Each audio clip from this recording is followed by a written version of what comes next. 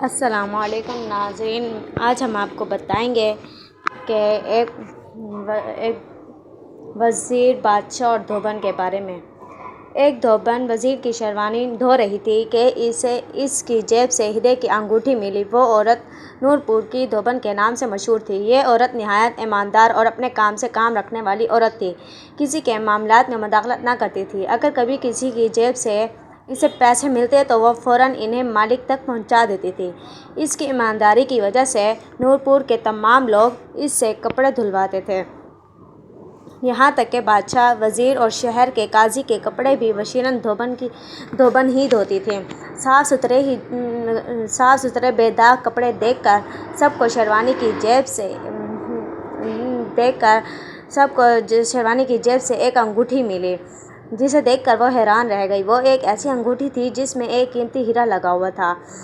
دھوبن نے اپنی زندگی میں کبھی اس طرح کی انگوٹھی نہیں دیکھی تھی۔ اس نے جلدی سے شیروانی کی نشانی دیکھی تو معلوم ہوا کہ یہ وزیر اکبر کی شیروانی ہے۔ اس نے دل میں سوچا کہ جیسے کپڑے سوکھیں گے وہ سب سے پہلے علی اکبر کے کپڑے اور انگوٹھی سمیت واپس کر کے آئیں گی۔ انگوٹھی کو اپنے دوپٹے کے پلو میں باندھ کر اپنے گھر کی طرف چل پڑی۔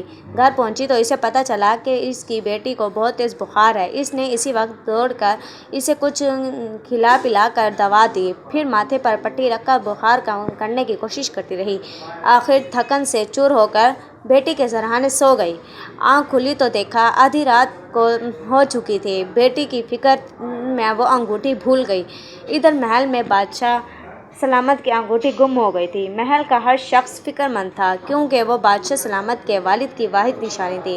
بادشاہ نے محل کو کونا کونا چھان لیا، لیکن انگوٹھی نہ ملی۔ وزیر اکبر علی بھی دوسرے خادموں کی طرح چہرے پر فکرمندی سجائے انگوٹھی کی تلاش میں مصروف تھا۔ ادھر وشیرن دھوبن اپنی بچی کی طبیعت کی وجہ سے بے حد فکر مند تھی۔ اس پریشانی میں وہ کپڑے دھونے بھی نہ گئی۔ 3 دن کی تلاش کے بعد اعلان کروایا کہ جو انگوٹھی جس کو ملے گی اس کو 1000 سونے کی اشرفیاں دی جائیں گی۔ یہ خبر سنتے ہی نورپور کا ہر شخص انگوٹھی ڈھونڈنے کی کوشش کرنے لگے۔ اس کے بعد وزیر اپنی بیگم کے پاس آیا اور کہا، بیگم میری شیروانی لے آؤ جو میں نے 3 دن پہلے دربار میں پہن کر گیا تھا۔ بیگم نے کہا، وہ تو میں نے کمرے میں کونٹی پر لٹکا دی تھی۔ بیگم یہ سن کر شیروانی لینے چل پڑی۔ جب کمرے میں گئی تو وزیر کی بیگم چیخیں نکلیں کیونکہ شیروانی گم تھی۔ بیگم نے وزیر اکبر علی کو بتایا کہ شیروانی نہیں ملی۔ علی اکبر کی ہوائیاں اڑ گئیں۔ اسی دوران وزیر کی بہن آ گئی اور وزیر اکبر علی سے بولی، بھائی وہ تو میں نے پرسوں ہی دھوبن کو دے دی تھی۔ یہ سن کر علی اکبر کی آواز حلق میں ہی گھٹ گئی، کیونکہ بادشاہ کی انگوٹھی چرانے کا ماجرا اس کے علاوہ صرف اس کی بیوی کو معلوم تھا، اور چونکہ بہن اس بات سے بے خبر تھی لہٰذا اس نے نہ بتانے میں ہی عافیت جانی۔ بہن کے جاتے ہی اکبر غصے اور پریشانی سے ہاتھ ملانے لگا، کیونکہ وہ جانتا تھا کہ نورپور کی دھوبن بہت ایماندار ہے۔ اگر اس نے اعلان سن کر وہ انگوٹھی دربار میں بادشاہ سلامت کو پیش کر دی تو بادشاہ میری گردن اڑا دے گا، کیونکہ یہ انگوٹھی وزیر اکبر علی کی شیروانی سے برآمد ہوئی تھی اور یہ بات دھوبن سچ سچ بتا دے گی۔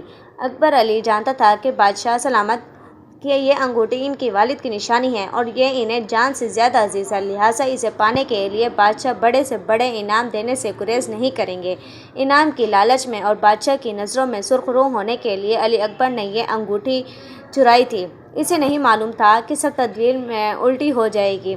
پوری رات وزیر اکبر علی مختلف منصوبے بناتا رہا۔ آخر ایک منصوبہ اسے بہتر لگا کہ دھوبن کو جھوٹا ثابت کر کے اس پر چوری کا الزام لگایا جائے تو وہ یقیناً بچ جائے گا۔ یہ سوچ کر وہ سونے کے لیے لیٹ گیا۔ وشیرن دھوبن کی بیٹی کی طبیعت زیادہ خراب ہوئی تو وہ صبح ہوتے ہی اس طبیب کے پاس پہنچ گئی۔ وہاں پر بیٹھی ہوئی عورتیں آپس میں گفتگو کر رہی تھیں کہ جسے بادشاہ کی انگوٹھی مل جائے گی اس کی تو بھاگ ہی جائیں گے، نہ جانے نورپور کا وہ کون خوش قسمت انسان ہوگا۔ قریب بیٹھی عورتوں کی گفتگو سن کر دھوبن چونک گئی اور اسے وزیر اکبر کی وہ انگوٹھی یاد آ گئی۔ انہی عورتوں سے دھوبن کو بادشاہ کی ساری معلومات فراہم ہو گئی۔ دوا لینے کے بعد جلدی جلدی گھر پہنچی، دوپٹے کا آنچل کھول کر انگوٹھی دیکھی اور وزیر اکبر علی کی اس حیرت کو سمجھتے ہوئے افسوس کرنے لگی۔ وزیر اکبر علی نے اپنے منصوبے کو عملی جامہ پہنانے کے لیے سب سے پہلے اپنی بہن کو دوسرے گاؤں میں بھجوا دیا تاکہ وہ اس کا راز نہ جان سکے۔ ادھر دھوبن سیدھی بادشاہ سلامت کے دربار پہنچی کیونکہ وہ جانتی تھی کہ وزیر اکبر علی اس وقت دربار میں ہوگا۔ خادم نے آ کر بادشاہ سے کہا، بادشاہ سلامت نورپور گاؤں کی دھوبن دربار میں آنے کی اجازت چاہتی ہے۔ دربار میں دھوبن کا نام سن کر وزیر چونک گیا۔ بادشاہ سلامت نے دھوبن کو اندر آنے کی اجازت دے دی۔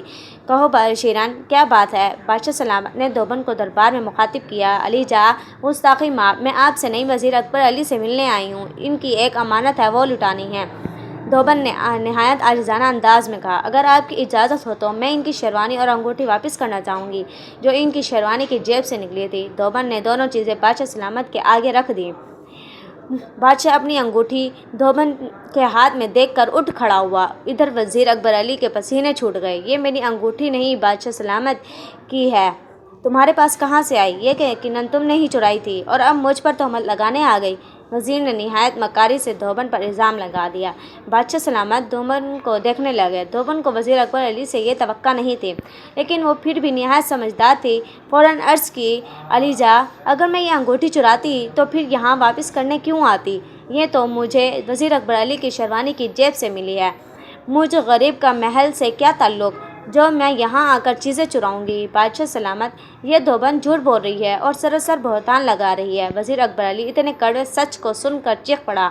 سچ پوچھیں تو دربار میں سب کو دھوبن کے سچ پر یقین تھا اور بادشاہ سلامت کو بھی دھوبن کی بات میں وزن محسوس ہوا۔ بادشاہ سلامت، میری بیگم نے یہ شیروانی پرسوں دھلنے آئی تھی اور اس انگوٹھی کو گم ہوئے آج چوتھا دن ہے۔ اگر انگوٹھی میری شیروانی سے نکلی ہوتی تو یہ اسی وقت لے آتی۔ یہ دھوبن جھوٹ بول رہی ہے، اس کے دل میں کھوٹ ہے، تبھی تو اتنے دن تک انگوٹھی اپنے پاس رکھی ہے۔ دھوبن نے اپنی بیٹی کی ساری رودات بادشاہ سلامت کے سنا دی اور اس نے ساتھ ہی یہ بھی وضاحت کر دی، یہ شیروانی وزیر کی بیگم نے نہیں، اس کی بہن نے دھلنے دی تھی۔ دھوبن کی بات کو سچا ثابت کرنے کے لیے وزیر کی بہن اور اس کی طبیب کو دربار میں بلوایا گیا۔